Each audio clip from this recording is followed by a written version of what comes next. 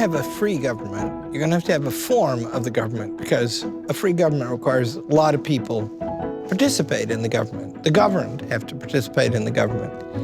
And to do that, you have to have a form. You have to have some established way by which people participate. It has to stay the same over time, or else they'll be changing it all the time, and then soon enough, just a few will run it. Well, our Constitution is the most successful thing like that in human history, and things like that have been known since the ancient world. None has lasted so long as ours.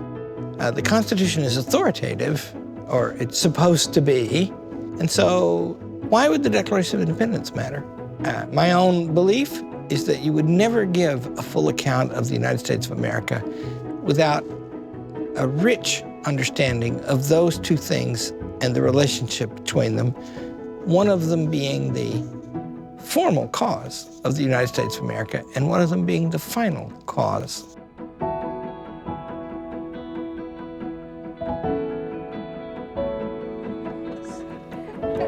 Casey, are you showing off?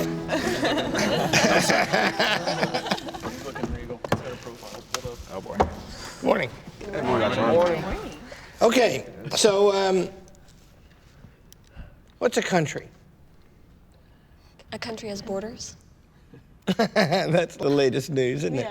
Yeah, and okay, so that's the edge of a country. What's inside there? It's a group of citizens that have engaged in a contract together to be ruled by the same government. So it takes contract, according to modern political thought, but there's an interesting sentence in the Declaration of Independence that we will read. See if we can find it. So it says, whenever any form of government becomes destructive of these ends, it is the right of the people to alter or to abolish it, and to institute new government, lay its foundation on such principles. So we can change the government. It's a right. But then what follows from that? We kind of have a duty to establish a new set of rules and law. So the Declaration of Independence doesn't contemplate life without government, does it? Right? And what's the first objection against the king? He hasn't given those laws. He has refused his assent to laws, most wholesome and necessary.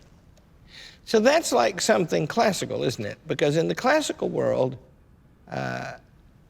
mankind, human beings, are the social and political animals. And they don't talk of having a right to make a contract, to establish a government. And this does.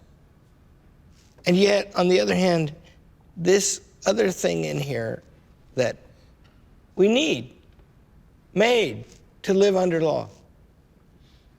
And it's worth remarking that because it means we're talking about something important. Here at Hillsdale College, as you all know, right, you all have different majors. Everybody studies everything fundamental. This is something fundamental. You're going to live under laws because of the kind of thing you are. And if you live under bad laws, you're going to be miserable. And it's very common for people to live under bad laws. And that's one of the points of this document, the Declaration of Independence. We need good laws. And if we don't get them, we have a right to rebel. And that means kill the people who deny them to us, which is what they proceeded to do after this document. And the people were very strong who were ruling America. This he who has refused his assent to laws the most wholesome and necessary is a really important guy. He's the King of England, the strongest power on earth. And we have a right and a duty to kick him out of here. And we're going to do it. So that's what the document is about. What does it say? The Declaration of Independence is one of the most influential documents in all of human history. It gives a picture of the whole order of nature, and it proceeds from that whole order down finally to what the classics call the utmost particular, the definite thing to be done right now? How does it begin? It begins in very general terms in that it can be applied, it's not specific to America, it can be applied. Human events means really any time, one people can be any people. Universally, right. Isn't that interesting? So who are these guys and where are these guys when they do this? They're all guys. One of them was John Adams, who was a really brilliant and great man, but not as brilliant or great as his wife, who gave him happily in writing detailed advice about everything he did, and he mostly took it. Really great man. So where are they? Apart from the ones that are oppressing them, separated by an ocean. Yeah, I mean, when they're writing this document, right, they're in Philadelphia. And Philadelphia is on the sea, and Britain is a great sea power. Risky place to be. There were people looking for them. A writ had been issued for their arrest.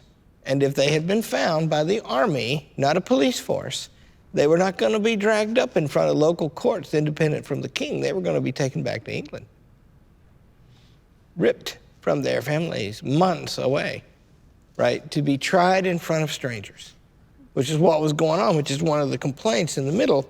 And what's interesting about this is they begin universally, but how does it end? Let's look at the last sentence. And for the support, somebody read this. And for the support of this declaration, with a firm reliance on the protection of divine providence, we mutually pledge to each other our lives, our fortunes, and our sacred honor. What else do they have to pledge except those things? That's a pledge of everything, right? We pledge all of that, and who do they pledge it to? Each other? Yeah, you know the war literature, right? People do uncommonly brave things on battlefields, and many people do it. And most of those people didn't think they could before they did. One of the themes that emerges from the battlefield literature is they do it for each other. They don't want to get shot. They can't stand the image of their friend getting shot. Can't bear it. They love, right? These guys are in this room. It's actually the room where the Constitution was written too, later. They're in this room, and they're promising each other. See, that's a big pledge, and a pledge of everything. And in the name of who do they make this pledge? Divine providence, Yeah, who's that? their creator, Yeah. as was mentioned in the beginning of the Declaration of Independence. So God, right? They swear to God and to each other. We have fraternities at Hillsdale College, and I won't say that they're not sometimes a little naughty. And they all take pledges, oaths, to join the fraternity. And the oaths are all the same. They're all 19th century Christian organizations, these fraternities. And we're big oath takers around here, as you know. We're just like these guys writing the Declaration of Independence. So all you got to do is remind them of their oath. You know, what'd you do? They, kind of, well, And you say, well, I forget now. What'd you promise to do in your oath to your fraternity? And it's always, all of the oaths are to God and each other. Many of them to the college, too. That means I really got them, right? They got to straighten up now. And it's a big deal with war pending, right? And this is particular, right? The people in the room, about 4 times as many as is around this table, swear to each other. I swear to Emily, and Emily swears to me. And that means later, we don't do it. We know the name and can picture the face of the person who's going to disapprove, who's been betrayed, right? And that's as particular as it can possibly get. But it begins, was it Casey who said that? Universally? No, it wasn't. That's Garrison. Good job. Yeah. It begins universally. It begins without reference to any place or any people, but to every place and every people. And it ends with the utmost particularity. If you think every choice you make,